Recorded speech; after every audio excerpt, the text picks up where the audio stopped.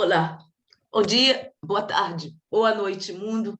Sejam todos envolvidos com muito carinho, com muito amor, pelo Núcleo de Estudos Espíritas Casa do Caminho, na cidade de Biel, na Suíça.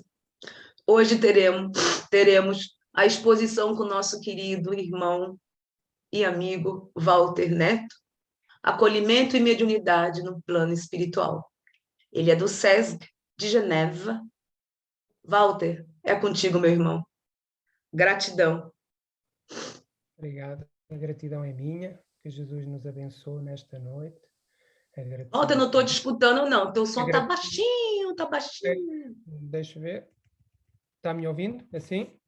Ouvindo estou, mas está baixo. Eu vou. Então peço desculpa. Não peça desculpa, não. Vou colocar os fones a ver. Faz parte, Val. Assim. Melhor? Muito melhor. Agora está melhor. Pronto. Então, agora, Messi. Pronto, não? A ver, feliz. Agradecendo o convite mais uma vez pelo NEC e que a palestra de hoje possa ser acompanhada também pelos benfeitores do NEC que me possam auxiliar ao passar a mensagem de hoje. E, como habitualmente, o tema escolhido em conjunto também um pouco com a Zélia, que vai aparecendo sempre o tema, e ficou relativo ao acolhimento e à modernidade no plano espiritual. É um tema que às vezes é debatido e eu gostava de aprofundar. E gostava de já dar uma introdução, porque, consoante eu fui entrando no tema, desviei-me um pouco para que o acolhimento, pelo menos que acontece no mundo espiritual, possa ser mais entendido, porque este acolhimento pressupõe nós entrarmos no mundo espiritual a quando do nosso desencarne. E então eu vou, para que esse acolhimento seja entendido de uma forma mais clara, eu vou entrar um bocado também no processo do nosso desencarne. Vou usar algumas imagens para fixar a mensagem, se pudermos dizer assim, que retirei dos livros de Chico, maioritariamente, que eu irei apresentando. E então vamos começar, e eu peço desculpa se não chegamos logo ao acolhimento ou não entramos logo no acolhimento. E então, que Jesus nos inspire. Portanto, o acolhimento no mundo espiritual, que aqui vamos falar muito do mundo espiritual, não acontece sem haver o nosso desencarne. O nosso desencarne, nós aqui dizemos que desencarnamos quando da morte, e falamos muito da morte, mesmo sendo espíritas e sabendo o processo. E a morte é um facto que acontece, mas é difícil de aceitação da nossa parte, mesmo porque nós receamos, como Kardec diz, temos o temor da morte, da ideia da passagem para o lado de lá. E então a morte é difícil de aceitação aqui no mundo físico em que nós vivemos, sejam crentes ou não, as pessoas, é sempre uma coisa que não se gosta até às vezes muito de falar. Mas isto porque que a morte não deveria fazer medo? Porque a morte efetivamente não existe. O Espiritismo explica-nos que a morte não existe. Porquê? Porque existe apenas a vida, uma vida. O espírito, a partir do momento que é criado, é imortal. E então nós vimos cá diversas reencarnações e temos sempre a mesma vida. Agora, esta vida é uma vida diferente quando nós estamos encarnados, efetivamente. Porquê? Porque existem planos de existência diferentes. Nós falamos no plano espiritual e no plano material ou físico, quando aqui estamos. E então são duas dimensões diferentes. E elas são diferentes porque são separadas, por assim dizer, com umas composições de vibrações, são vibrações diferentes da matéria. Nós já falámos no caso da mediunidade, toda aquela parte de ondas, de frequências, e aqui, de uma certa forma, são composições vibratórias, portanto, de energia diferente. E isto nós poderemos compreender facilmente, imaginando que, quando estamos no plano físico, nós não conseguimos ver uma pessoa que não seja, pelo menos, médium ostensiva, não consegue ver nada do que se passa no plano espiritual. Mas nós sabemos que do plano espiritual eles nos podem observar de uma forma simples. Mas da mesma forma que nós estamos aqui e não vemos o plano espiritual, também não vemos o plano, por assim dizer, às vezes atómico, se quisermos, que são como os átomos, que nós respiramos ar, não vemos o ar. O ar é composto por assim dizer, por dois átomos de oxigênio, e nós respiramos e também não vemos esse, mas os átomos estão aí, estão no nosso corpo, estão em todo lado. Mas nós, portanto, aquilo como é dizer, são campos vibratórios que nós não conseguimos aceder, e também não, mas eles existem. E existem ao mesmo tempo que nós. Ou seja, estamos todos interligados, por assim dizer, estamos todos no mesmo universo, mas em campos de vibração diferentes. E isso é importante, e eu queria dizer isso, porque estamos todos sobrepostos, apesar de nós não conseguirmos distinguir. E isso, na questão da nossa passagem, do nosso desencarne físico para o mundo espiritual, vai ser muito importante para aquilo que vamos falar. André Luiz, agora a ver se... André Luiz, no livro Missionários da Luz, fala-nos que não somos duas raças antagónicas, ou dois grandes exércitos, rigorosamente separados através das linhas da vida e da morte. E sim, a grande e infinita comunidade dos vivos, tão somente diferenciados uns dos outros pelos impositivos da vibração. Portanto, o que ele nos diz é, entre estarmos encarnados e estarmos no mundo espiritual, é uma questão de vibração. E isto, para nós, parece tão simples, mas depois no dia-a-dia nós não conseguimos aferir isto, ser palpável. Mas faz parte das leis divinas e é isso que o Espiritismo nos traz, que nós consigamos, por assim dizer, entender. E, portanto, nós aqui, quando falamos de desencarnar, o que é que a gente... Eu aqui...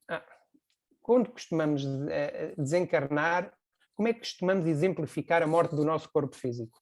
Nós sabemos que quando morremos, há uma separação, nós costumamos dizer muito no Espiritismo, e eu apresento sempre, há o espírito, o perispírito e o corpo físico. E aqui, quando desencarnamos, por assim dizer, nós temos o nosso corpo espiritual, o perispírito, e temos o nosso corpo físico. Mas existe, para que nós encarnemos aqui na Terra, existe um outro fator que dá vida ao corpo físico, ou seja, cada corpo orgânico tem que ter vida. E para o espírito reencarnar tem que ter vida também.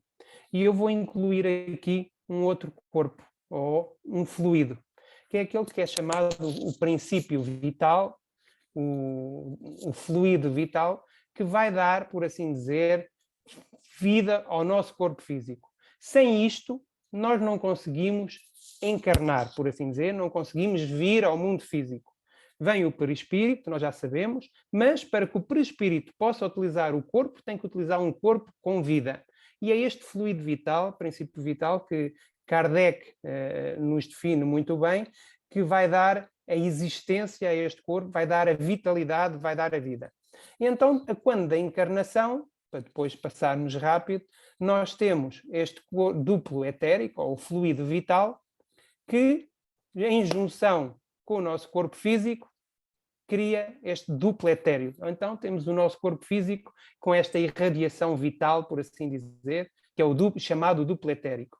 E Zalmiro Zimmermann, no livro Perispírito, diz que, à medida que se desenvolve a estrutura corpórea, portanto, é logo no embrião, quando no útero da mãe, os contingentes da energia vital são aglutinados em uma outra estrutura que vai servir de verdadeiro reservatório de vitalidade, necessário durante a vida física à reposição de energias gastas ou perdidas, local este chamado o duplo etérico.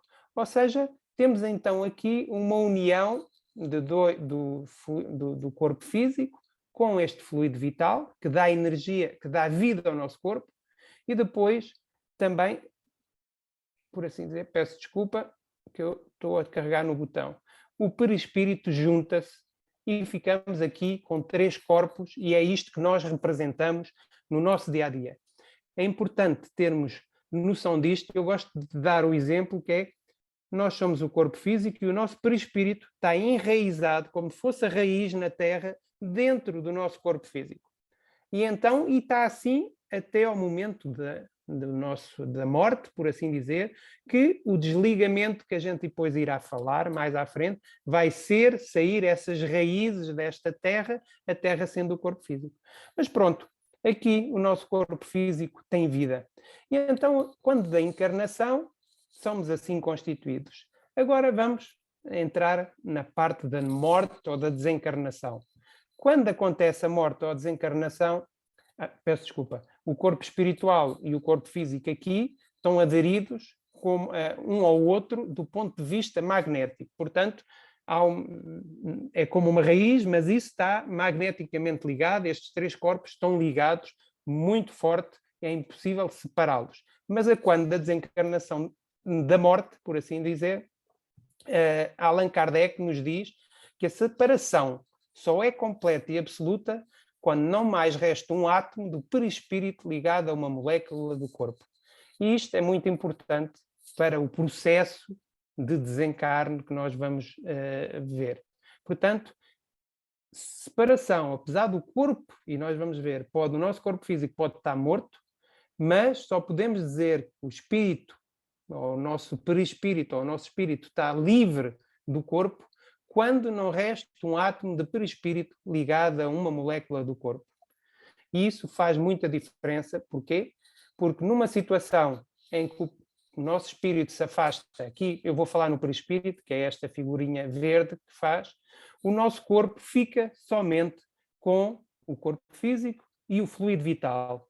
E isto vai ser muito importante, daí eu ter chamado aqui o fluido vital ao aparecer. Porquê? Porque o fluido vital, quando da morte física, pode estar em quantidades diferentes no nosso corpo físico. Ok? E isto vai ser muito importante para aquilo que a gente vai, por assim dizer, falar. E isto, quando voltamos aqui, no processo de desencarnação, temos esta situação, e não podemos esquecer também no processo que existe um outro elemento que é chamado o cordão de prata. Este cordão de prata, que é o que liga, por assim dizer, o perispírito ao corpo físico, ele só, por assim dizer, a desencarnação só está completa quando for libertado este cordão de prata.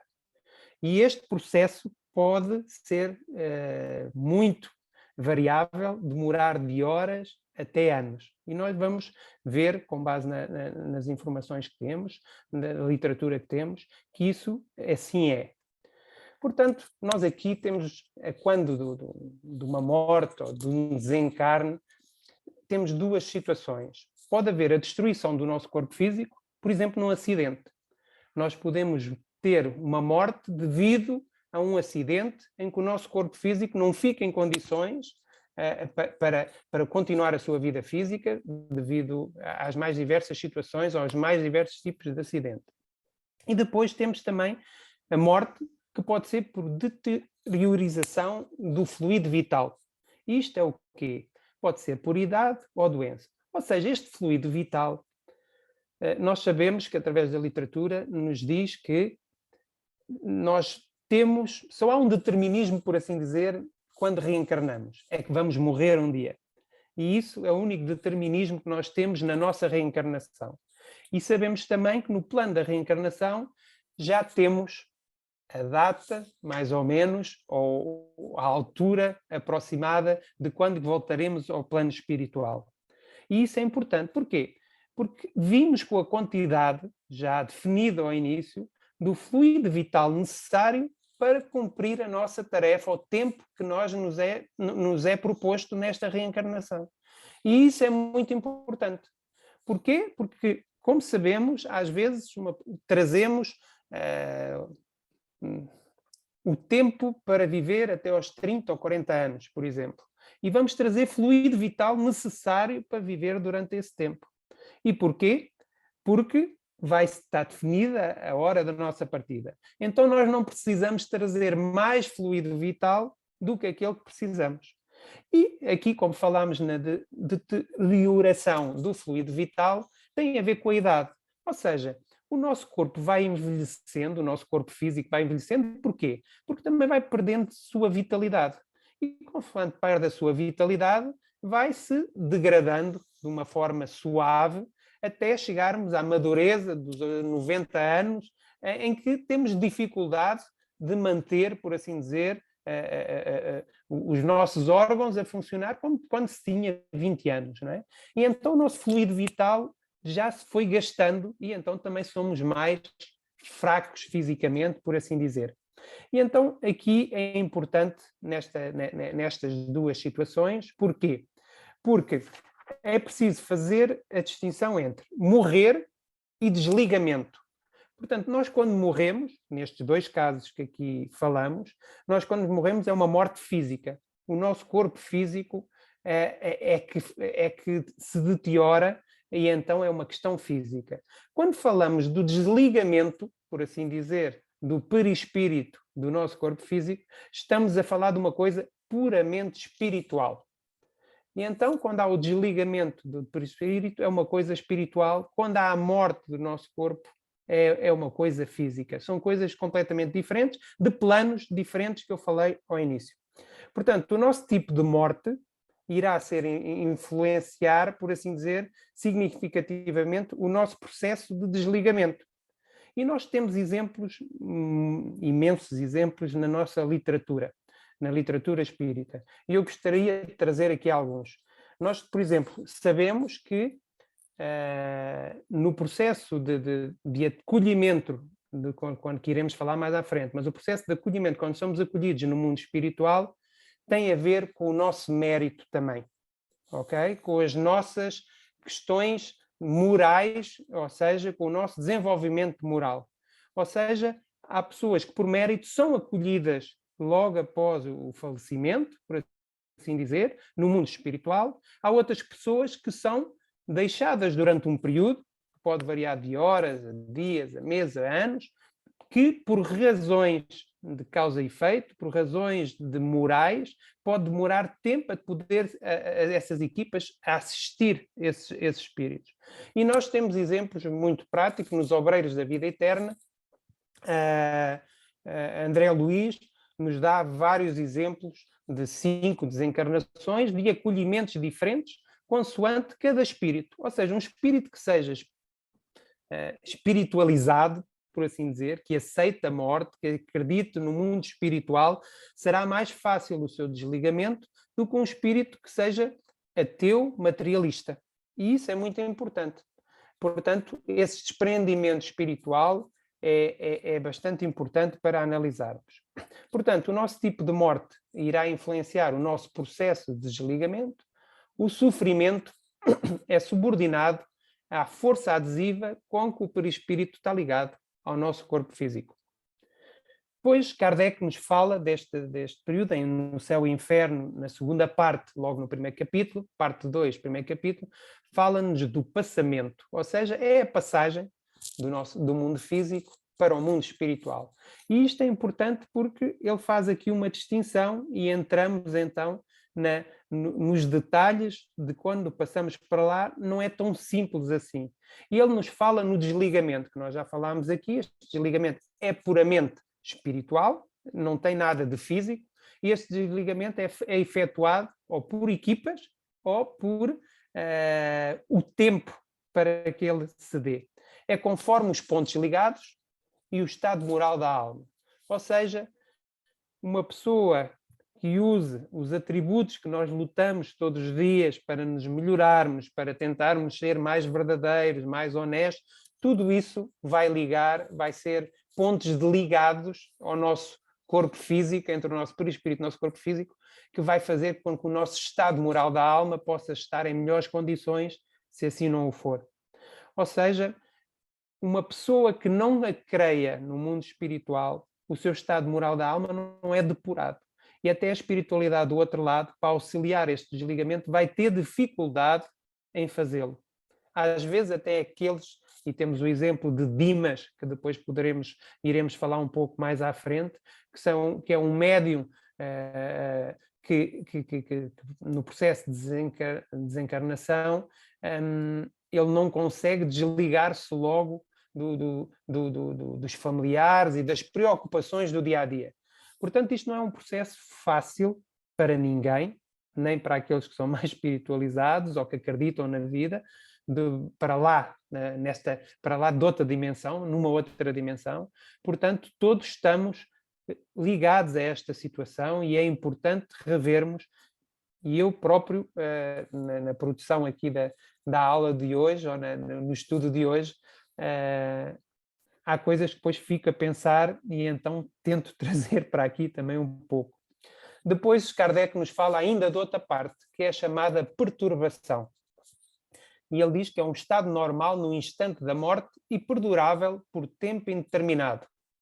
E ele chama isto um torpor da alma. Ou seja, esta perturbação pode acontecer durante ainda o perispírito estar ligado ao corpo físico, como já após o desligamento do corpo físico e do perispírito. Esta perturbação, os espíritos nos dizem em várias situações, é como se estivéssemos é como se, para aquelas pessoas que já levaram, uma anestesia.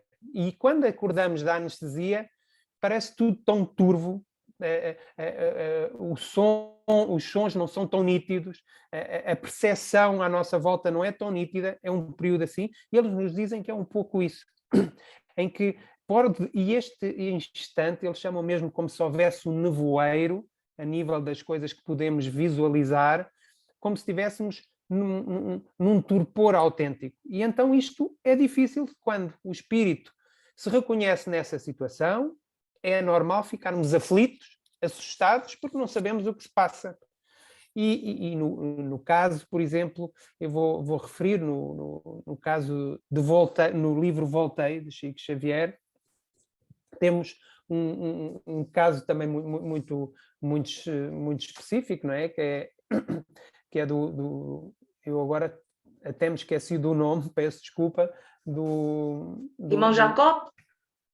O irmão Jacó, obrigado. Do irmão Jacó, em que... Gente, quem quiser fazer perguntas, vocês sabem que nós somos um grupo de estudo, não existe isso de ficar tudo só calado, não.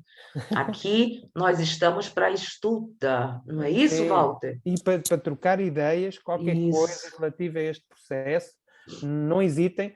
Eu queria agora trazer um pouco assim alguns exemplos para justificar aqui um pouco isso. E o irmão Jacó, no livro Voltei, ele é auxiliado por uma equipa espiritual. Inclusive a Bezerra de Menezes é que o vai auxiliar. Foi um trabalhador espírita, ele achava que tinha mais valor do que aquilo que a espiritualidade depois reconhecia. Ele depois no livro conta a sua experiência e o que esperava e o que encontrou, por assim dizer, e então ele, por méritos também, e por seu mérito, ele é auxiliado pelo espírito Bezerra de Menezes no seu processo de desencarne. Ele é acompanhado pela sua filha também, que já tinha desencarnado anteriormente, é recebido, e ele vivencia, por assim dizer, esta questão da sua perturbação. Ele descreve como é que é feito o desligamento, e depois de estar, por assim dizer, desligado do corpo, mas ainda com o cordão de prata ligado, ele consegue ter atividade, como à semelhança, imaginemos, quando o médium entra em desdobramento. Portanto, ali é como se ele tivesse, o seu corpo estava morto já, mas ele ainda estava ligado ao seu corpo e estava como se fosse em desdobramento, que ele vai até com a filha e com o Bezerra de Menezes, vai até, por assim dizer, apanhar um ar perto da praia para tentar restabelecer um pouco energias no seu perispírito.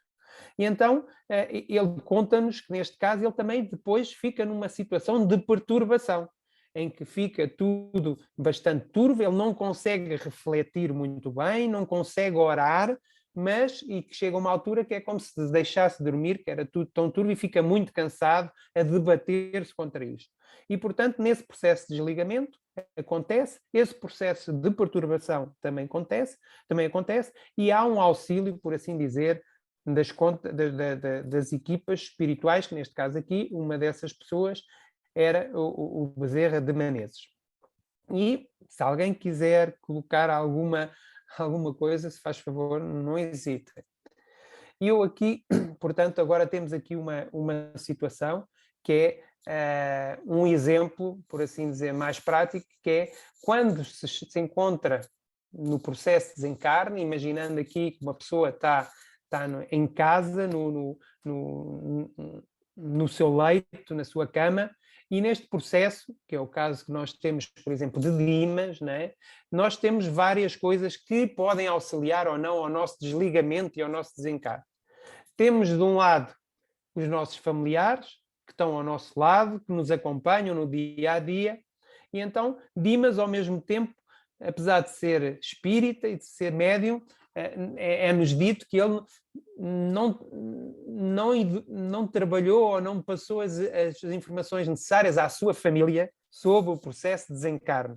Ou seja, iremos falar aqui que quem está encarnado, os familiares mais próximos, os amigos, deveriam saber um pouco que, para o espírito, depois de falecer, e já nada o pode fazer voltar, por assim dizer, à vida, para auxiliar esta passagem, precisa de um desligamento até das pessoas que lhe são próximas e da família, e que podem provocar situações de não permitir mesmo à espiritualidade de desprender o espírito. E no caso de Dimas há um exemplo muito curioso, que a esposa, com a dor que tinha no coração de estar a perder o seu marido, ficava desesperada junto a ele, não acreditando que ele pudesse desencarnar já, e não aceitando isso. E isso impossibilitava às equipas, neste caso à equipa que estava a trabalhar no desprendimento do perispírito de Dimas, atrapalhava porque os seus pensamentos não permitiam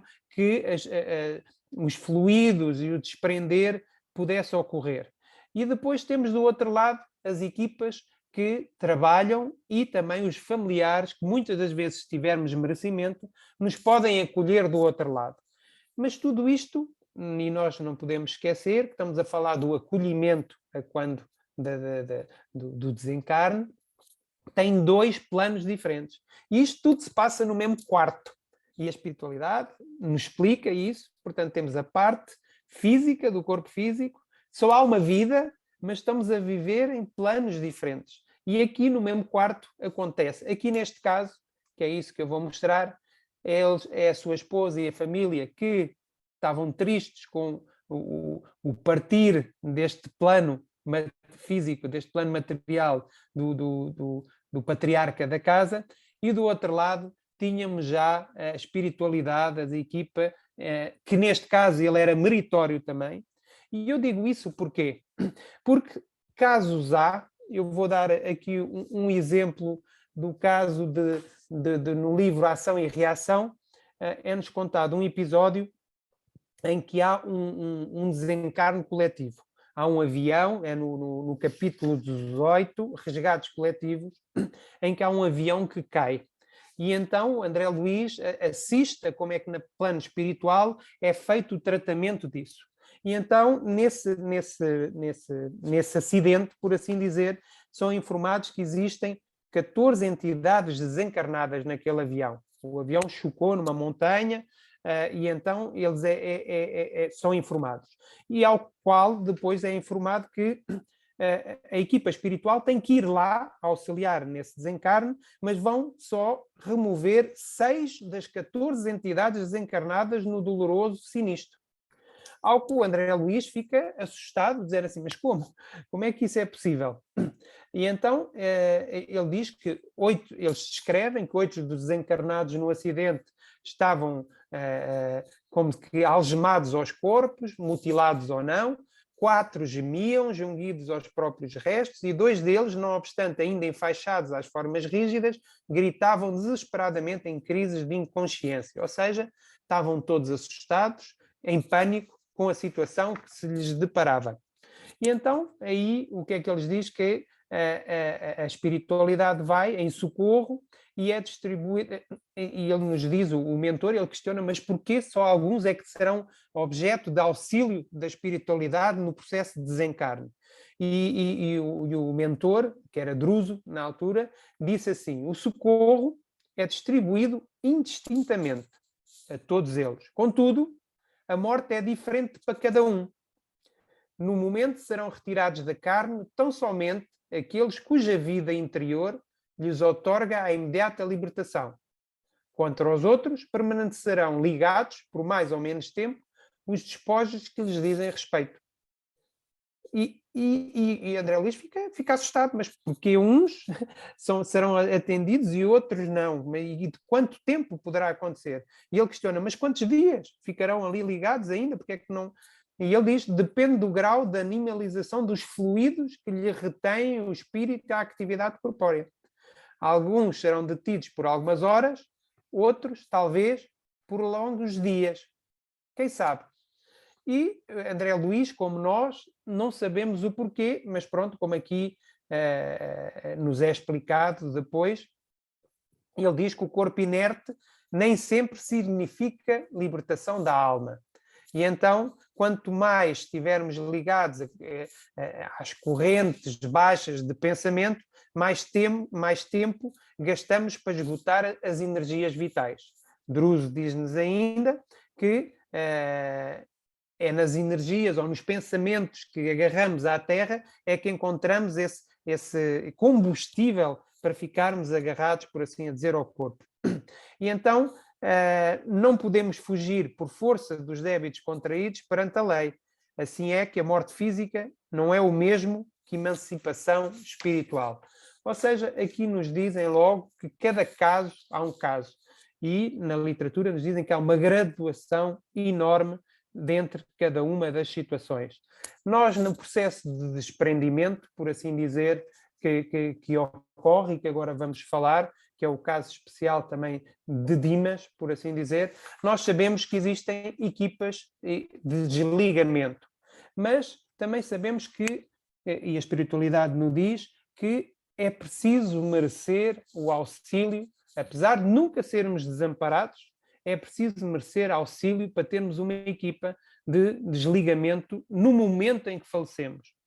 E nós temos casos muito bonitos, por assim dizer, que é um caso extremo, que é o caso de Memórias do Suicida, de Ivone Pereira, em que o espírito Camilo, que é quem relata no livro, todos aqueles suicidas que ali se encontram no Vale Suicida, o Vale Suicidas está a ser controlado por uma comunidade de espíritos, peço desculpa, uma comunidade de espíritos, que recolhe todos os suicidas ali para aquele lar. É como se os espíritos são suicidas, que estão a sofrer, como diz no livro, sofrimentos imensos que nós muitas vezes nem conseguimos descrever, mas mesmo assim eles estão recolhidos.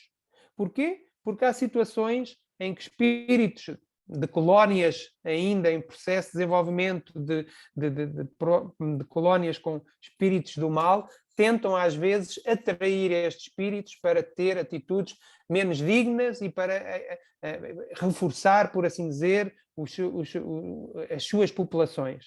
E então, nessa situação, ali o caso extremo de um suicídio, e a gente sabe que é a coisa que é mais punida por lei, que é retirar a vida a uma pessoa, mas também retirar a vida a si próprio é a coisa mais abjeta, ao ponto, que eu acho isto muito bonito, que não sabia, que é todos os trabalhadores na colónia do Vale dos Suicidas são voluntários, porque não é obrigado, por lei divina, que ninguém tenha que trabalhar pelos suicidas. Portanto, só como voluntários é que são aceitos lá, ou seja, espíritos de escola que há lá, que vão como voluntários trabalhar junto dos suicidas, que era a chamada Legião dos Servos de Maria, né?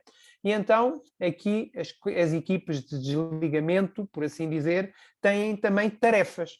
E falam-nos que existem 5 tarefas. Muitas das vezes, e no caso dos obreiros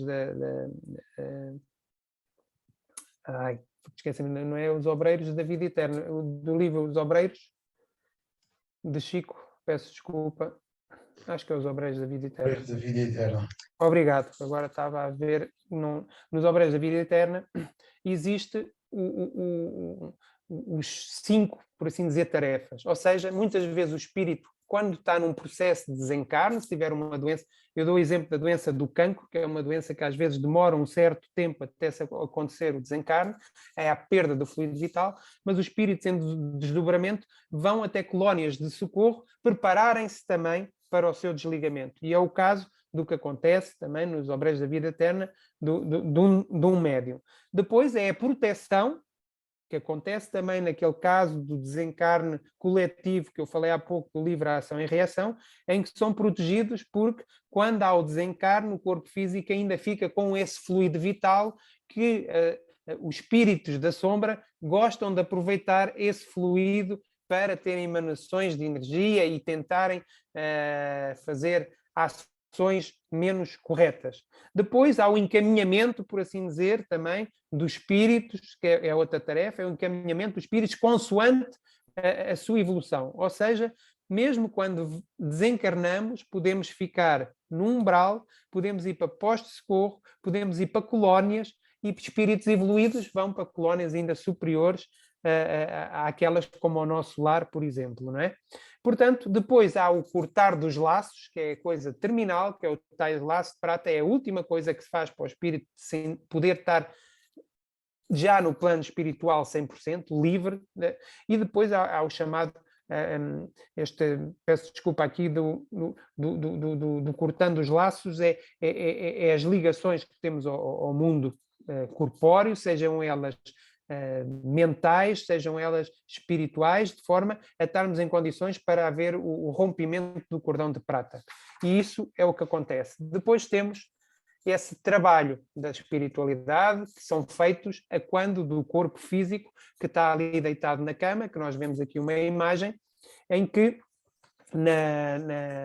no livro, mais uma vez, que eu queria aqui, que eu pus aqui o desligamento, portanto, com o desencarnar de Dimas, ele nos diz que existem, a espiritualidade nos diz que há 3 regiões orgânicas fundamentais que demandam extremo cuidado nos serviços de libertação da alma. O centro vegetativo, ligado ao ventre, como sede das manifestações fisiológicas, o centro emocional, zona de sentimentos e desejos, sediado no tórax, e o centro mental, mais importante por excelência, situado no cérebro. E então ele nos diz que André Luiz observou que na dimensão do mundo espiritual, durante o desprendimento do corpo O físico... Walter, desculpa, o que você está falando? Porque Dimas é no Missionários da Luz, e esses casos que você está mencionando é no Obreiros da Vida Eterna? Porque agora eu fiquei em na dúvida. Missionários da Luz, peço desculpa. Os Obreiros da Vida Eterna é onde tem aqueles 5 casos de desligamento em que existe cada caso, eles vão ao posto de socorro e para dar 5 ideias diferentes do processo de desligamento. É um médium que vivencia, é uma evangélica que vive a sua vida espiritualizada, depois temos um padre, por assim dizer, tipo católico, que acredita, tem aquelas ideias e tinha medo da morte, da questão... E então cada caso é um caso diferente, inclusive há uma senhora que tem um desenvolvimento já moral e espiritual tão grande que ela própria faz o seu próprio desligamento, que é uma coisa muito rara. Mas pronto, são 5 casos nos Obreiros da Vida Eterna e agora nos Mensageiros, peço desculpa, sim senhora, que é a questão do Dimas, e é isso que eu estava aqui a ler. Não, Missionários da Luz, Dimas é no Missionários. Peço desculpa.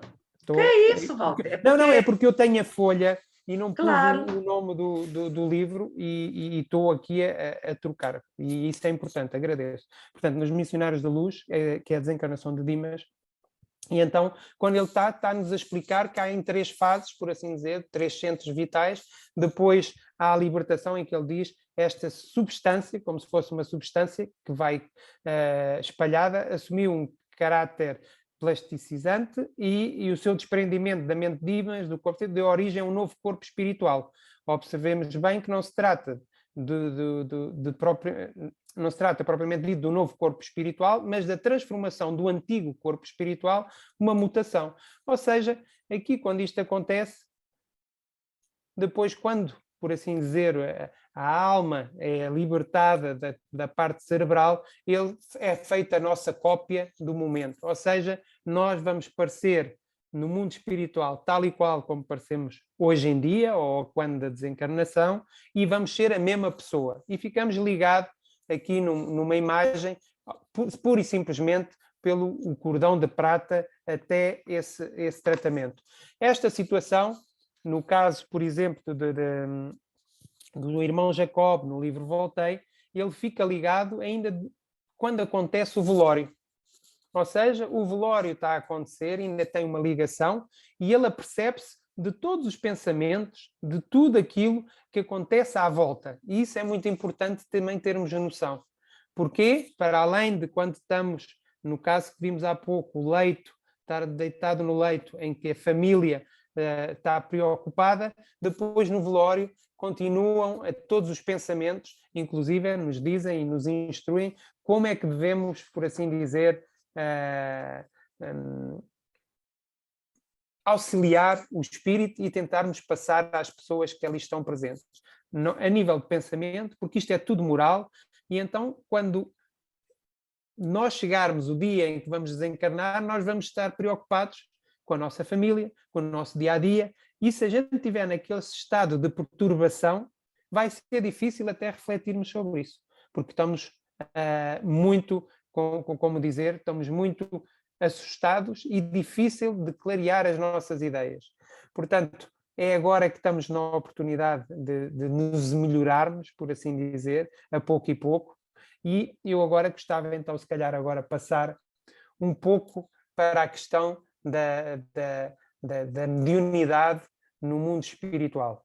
E eu trago aqui um exemplo só, que a mediunidade, como se passa no mundo espiritual, de uma certa forma, é um pouco como se passa também no mundo físico cá. E então eu vou dar aqui um exemplo da Casa Espírita. Portanto, isto é a Casa Espírita, e temos a mesa, que é a mesa da reunião mediúnica.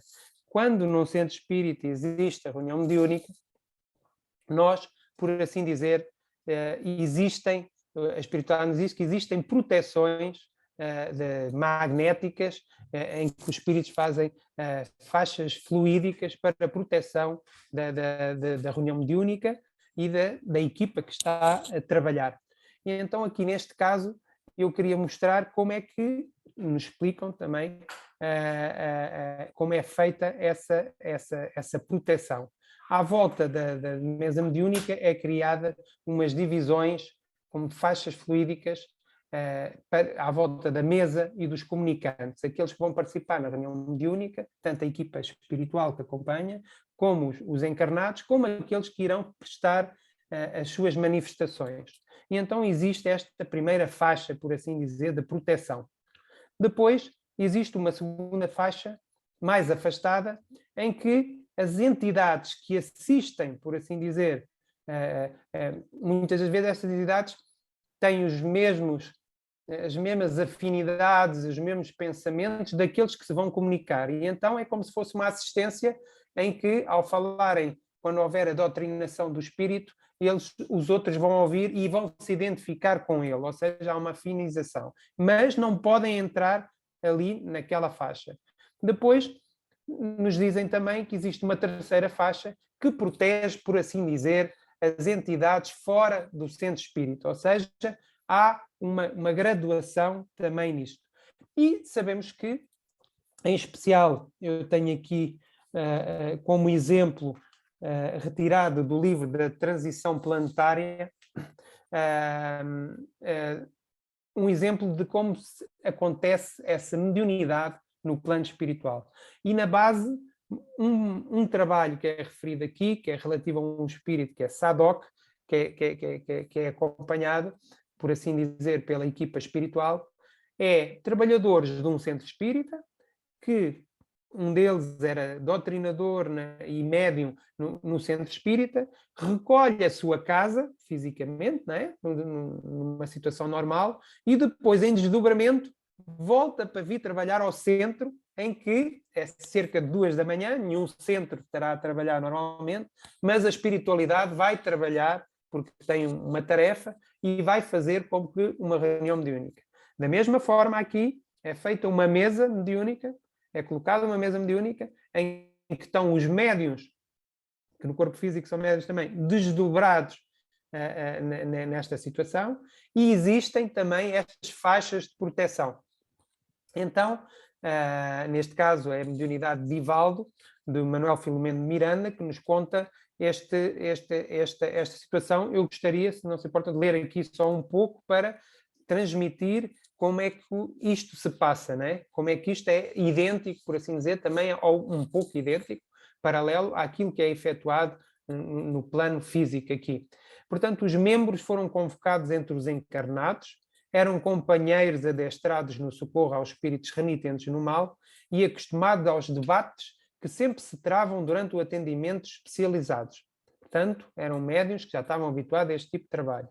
O médium juvenal veio trazido pelo mentor amigo, apresentando a significativa lucidez, uma vez que ele estava acostumado, como se encontrava com os desdobramentos parciais pelo sono fisiológico e com as realizações espirituais em nossa esfera de residência.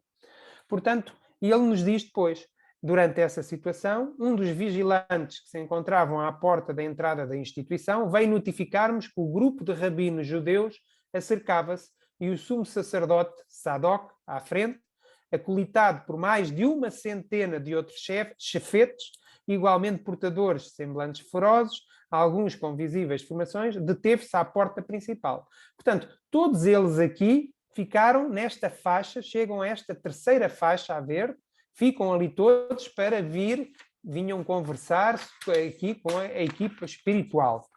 Portanto, estavam em gritaria selvagem e há uma veneranda entidade feminina que os vai receber.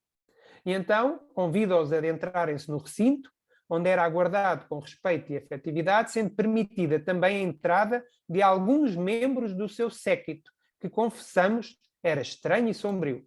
Portanto, daqueles 100 elementos, por assim dizer, que apareceram nesta faixa, eles permitem a entrada aqui para a segunda faixa, por assim dizer, de 10, mais o Sadoc, que é o rabino principal, né? E então eles nos dizem que as irradiações mentais daqueles espíritos eram bastante fortes, mas a equipe espiritual que estava como apoio à mesa, por assim dizer, conseguiram diluir essas irradiações destes espíritos das trevas. Então, eles nos dizem também, chegando ao recinto, devidamente protegido por correntes fluídicas, cuidadosamente distribuídas em torno do edifício, em especial da sala mediúnica, o desafiador, iracundo, não pôde supitar os sentimentos infelizes, ou seja, ele estava muito irritado. E o que é que acontece? Há lá um responsável no mundo espiritual, que é o Dr. Silvio, diz que se acercou do médium Joseval, que era um dos médiuns que estava em desdobramento, que se encontravam em semitranse e antes mesmo do sumo sacerdote, o Sadoc, se desse conta, foi atraído ao seu campo perispiritual como uma limalha de ferro à ação do ímã. O médium, em incorporação atormentada, moveu-se tomando uma atitude arrogante enquanto o espírito gritava. Portanto, há semelhança no mundo físico, nas reuniões mediúnicas que nós podemos assistir, é uma similaridade, por assim dizer, quando um médium, seja ele psicografia, seja ele psicofonia, numa mesa mediúnica, se manifesta. E então, eles nos dizem, para continuar, que movimentaram-se os mais convidados, aqueles que o acompanhavam, sem qualquer dificuldade, porque as energias ambientais impediam-nos de tomar atitudes para as quais se haviam preparado, permanecendo imobilizados pelas vibrações que lhe eram dirigidas por todos os presentes. Ou seja, estes níveis de segurança existem também no mundo espiritual, com espíritos evoluídos, porque também existem espíritos do mal muito fortes. E só agora aqui também para para remontar aqui um pouco mais à frente, eu gostava de dizer que ele mostra-se depois a sua comunicação. Ele estava muito chateado, ele apercebe-se que tinha sido imantado para se manifestar e queixava-se que estava preso, e então, como se fosse arrancado, ele tentava-se libertar. Ele faz até aqui no que eles contam que a vítima se permitia ser como se ficasse numa forma de licantropia, portanto, na forma de um animal, durante aquela, e isto tudo no plano espiritual, ou seja, uma reunião mediúnica no plano espiritual que acontece como no plano físico. Não há muitos livros a falar sobre este tema. Este livro da transição planetária é um dos que refere isto, e depois os outros da sequência também voltam, porque este espírito acompanha ao longo dos livros. E então eles nos falam que havia um ambiente, por assim dizer, uma psicosfera muito pesada, que tinha que ser tratada também no mundo espiritual. E depois ele é desprendido, por assim dizer, depois de conversarem com esta entidade, ele é desprendido, e o médium, no plano espiritual, né, dobrado, fica em condições muito difíceis, quase caía, e a espiritualidade intervém, isto tudo no mundo espiritual, que é um exemplo muito bom. E depois, ele me contou aqui outra situação bastante curiosa, que é refazendo a concentração de todos. Vimos a irmã Erlinda, que era uma outra senhora também, uma veneranda trabalhadora, entrar em transe e passar a eliminar energia, a emanar energia em forma de ectoplasma, pelos orifícios naturais da face, formando um espírito nobre que, banhado de azulínea luz, condensou-se no recinto saturado de vibrações perfumadas e elevadas. Tratava-se de um embaixador de Ismael. Ou seja, aqui temos também uma forma de mediunidade, que é como aquilo que nós chamamos aqui no plano físico a materialidade, a materialização. Ou seja, há espíritos, mesmo no mundo espiritual, há espíritos de dimensões superiores que se têm que materializar no plano espiritual. E para isso precisam de fluidos. E fluidos que são dados neste caso aqui, por uma médium em desdobramento no plano espiritual, e o seu perispírito emana ectoplasma para que um espírito de uma outra dimensão se possa manifestar. E isto aqui são exemplos de mediunidade que eu gostaria de trazer como uma reunião mediúnica, que nós normalmente na literatura vemos que as reuniões mediúnicas que são tratadas aqui no mundo físico, do mundo dos encarnados, acontece o mesmo no mundo espiritual em condições muito particulares, em que nós, desdobrados, podemos participar nesses trabalhos quando formos moralmente evoluídos o suficiente para sermos aceitos. E da mesma maneira, as materializações, que depois acontece várias vezes com outros espíritos, tanto na transição planetária como no amanhecer de uma nova era, espíritos de outras dimensões, que através de fluidos emanados das médiuns que ali estão, permitem as suas comunicações. Este era mais ou menos os temas que eu gostei de ter transmitido, tentando mostrar o acolhimento que é feito no mundo espiritual e o porquê de que ele é feito, o porquê das suas dificuldades. Eu tinha aqui outros textos para ler, mas depois achava que iria estender muito para justificar cada uma das partes e das dificuldades, mas termos a noção de que a vida é uma só e que nós, quando entrarmos no processo de desencarne, estamos a passar no processo de uma outra vibração que nos pode criar situações incómodas ou prazerosas, consoante aquilo que nós vivenciamos aqui. Haveria outros temas, como eu não abordei, mas no processo de desencarne também temos a questão de rever, por assim dizer, a nossa vida, onde fazemos o balanço naquele período, muitas das vezes, da perturbação, o balanço da nossa vida, das boas atitudes e das menos boas que tivemos, que irão refletir-se no desprendimento mais rápido ou menos rápido e na passagem, por assim dizer, para o mundo espiritual. Aqui a questão da mediunidade. São duas situações que continuam os trabalhos lá, numa faixa vibratória diferente, e que nós, se Deus quiser, havemos de presenciar, quanto mais não seja como André Luiz, observando para aprendermos e para evoluirmos. Esta era a mensagem que eu trouxe para aqui. Não sei se alguém gostaria de colocar alguma coisa, alguma questão, alguma dúvida relativa ao que presenciámos aqui. Teria todo o gosto.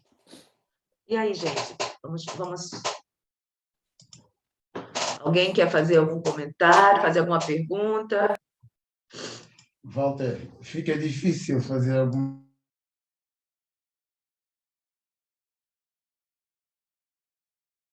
Não estou a ouvir, desculpa. E agora? Sim.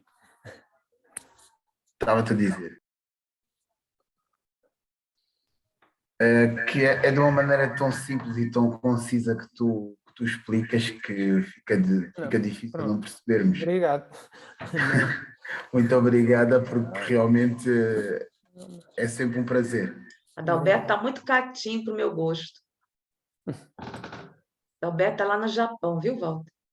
Alguém? Selma, Marinete? Walter, eu posso dizer, foi muito bom como sempre, tá? Sou fã. Obrigado. Muito bom. Muito obrigado. Obrigado, Ernesto. Obrigado. Obrigada, Cris. Obrigada. Nada mais? Ninguém? Adalberto?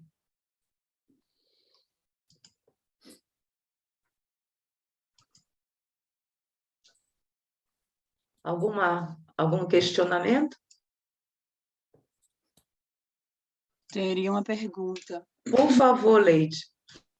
Eu tenho duas dúvidas. A primeira é que se o Vale do Suicídio é uma colônia. Eu tenho dúvida. Eu acho que não é. Não é o Vale do Suicida que é uma colónia. Há uma colónia que é a Legião dos Servidores de Maria que toma conta do Vale dos Suicidas. O Vale dos Suicidas é uma estrutura que é feita no mundo espiritual para proteger todos os suicidas. E ela é vigiada, tem uma parte depois que os suicidas que saem do Vale do Suicida vão então para essa colónia, que é de onde é a Legião dos Servidores de Maria.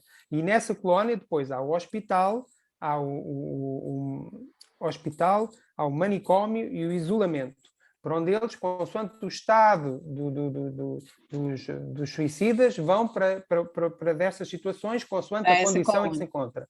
Essa torre, que é a torre de segurança, por assim dizer, vigia o Vale dos Suicidas. O Vale dos Suicidas não lhe é permitido entrar em seres trevosos, por assim dizer, está protegido, ele já tem o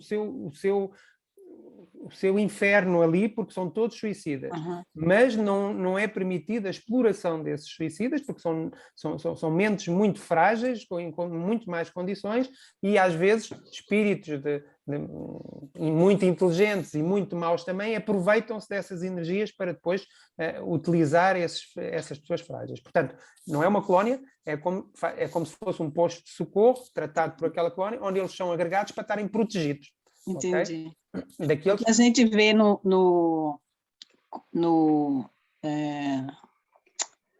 quando André Luiz, né, está no vale, ele tá que tem os espíritos, né, que acusam ele de ter cometido suicídio, né? Ele também foi atraído para essa região, né?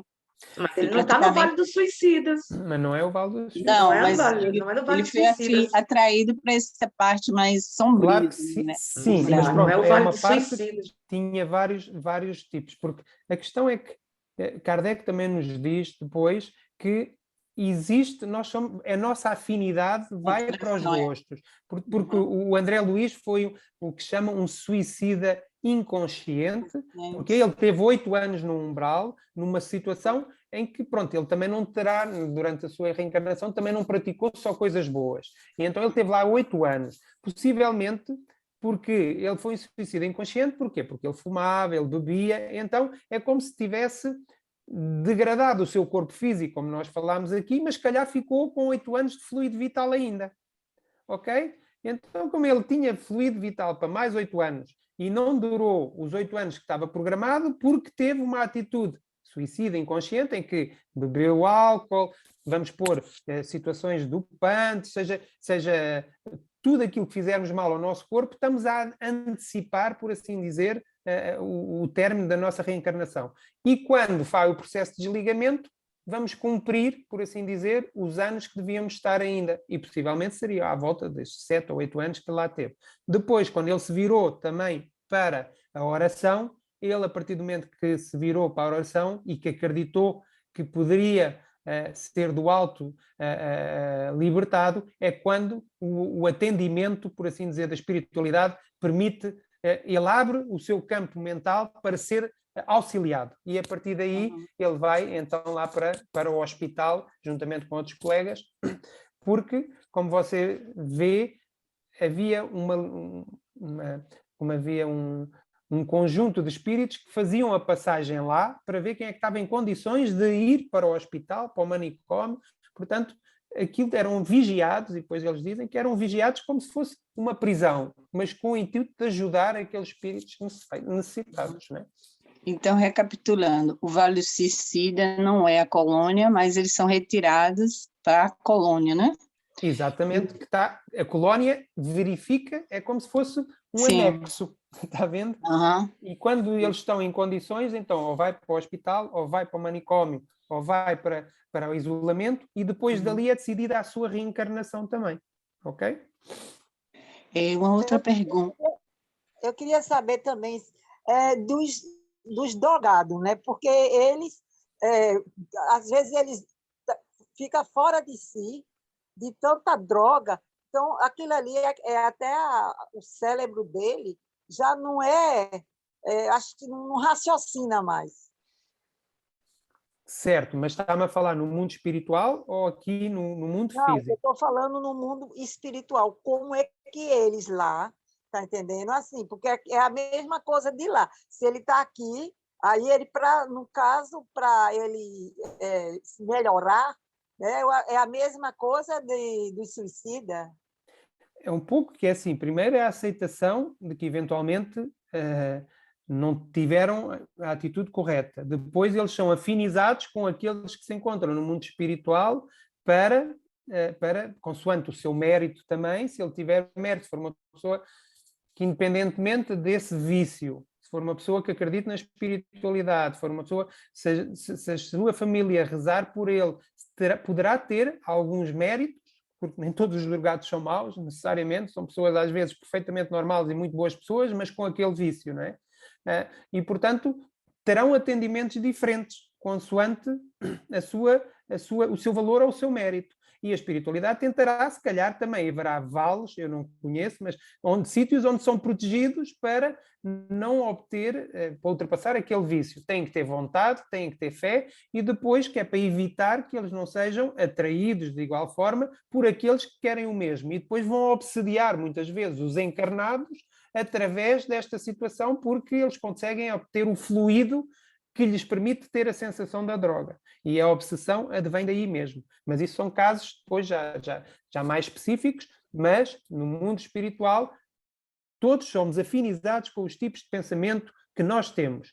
E há muita gente que a nível de tipos de pensamento é igual a nós, individualmente, e tem gostos, particularidades muito específicas, e nós somos afinizados e atraídos. E criamos um grupo de espíritos. No céu e inferno, por exemplo, eu lembro-me de uma situação que até havia um espírito que era ocioso, que não queria fazer nada, que não fazia nada, não se mexia, nada, e ele era atraído e ele dizia, eu estou junto aos ociosos. E Kardec diz, junto aos ociosos? Mas como? Também existe um grupo de ociosos? E ele dizia, somos todos afinizados dentro do nosso pensamento. Portanto, ele estaria junto a alguns que não querem fazer nada, que não se mexiam para aprender, para trabalhar, para nada. Então, no céu e inferno existe lá, eu agora não tenho aqui o nome, mas poderei depois dar o exemplo, de que eu fiquei impressionado, essa eu nunca me esqueci, que era como se fosse afinidade por ser ocioso, ou seja, não querer fazer nada, não querer trabalhar, não ter vontade de mexer uma palha, pronto, por assim dizer. E isso, portanto, tudo é grupos de afinidade consoante nós. E no mundo espiritual existem inúmeros postos de socorro também, os postos de socorro dão apoio, como nós vemos no nosso lar, que assiste vários postos de socorro à volta da Terra para quando cada tipo de problemas. A série André Luiz mostra-nos, consoante os diferentes livros, são postos de socorro. Os de ação e reação, no livro Ação e Reação, é um posto de socorro muito junto à Terra. No livro Sexo e Destino, também é outro posto que é relativamente a questões mais relacionadas com o amor, com o sexo, com situações extremas. No outro é relativo às ações de maldade, portanto, tudo é afinidade consoante nós tenhamos as nossas ideias. E somos atraídos para pessoas iguais. E nesse sentido, criamos grupos muito homogéneos e criamos ambientes que se proporcionam, que é o caso do André Luiz num lado, o Vale dos Suicidas do outro. Gente, eu tenho que terminar aqui a gravação, mas vocês podem continuar fazendo perguntas para o Walter, tá certo? Vou terminar a gravação, vou fazer a prece, e quem quiser... Eu queria, antes de fazer a gravação, antes de parar a gravação, queria agradecer o Walter, muito bem explicado, né? E apenas falar o seguinte: eu tenho que sair porque eu tenho que trabalhar, né? Também, parando a gravação. A pergunta das nossos amigos aí, falando sobre drogas, falando sobre suicidas, todas as situações no mundo espiritual está relacionado com o seu ser íntimo. Nunca está relacionado aonde ele está. No céu e inferno, esse aqui que está aqui, tem uma coisa que está escrita muito interessante, assim, fala assim: o espírito não precisa de luz para ver, mas o orgulho, o egoísmo tornam-no denso, fechado em si mesmo, dando-lhe a ilusão de estar mergulhado na escuridão. E assim sofre. Enquanto não se arrepende, ele sofre. Jesus afirmava que brilha a vossa luz, pois está em nós mesmos a força para a superação, que é a vontade. Acho que é interessante isso. Muito bom. Então, a gente fica tentando, como nós estamos encarnados, nós queremos achar regiões, aquela região é isso, aquela região é aquilo. Não, a região, não existe região no plano espiritual, existe aonde onde teu coração está, ali é a região. Agradeço, Walter, foi muito bom. Obrigado, eu também. Obrigada. Aqui falar a noite inteira, mas temos horário. Eu tenho horário para ir trabalhar. Está logo 3 horas, né? Pois é. Arigatô. Muito obrigada, viu, Adalberto? Muito obrigado. Vou terminar aqui, depois, por favor, quem quiser fazer a prece. Então, agradecemos a todas e a todos, um beijo no coração, até a próxima.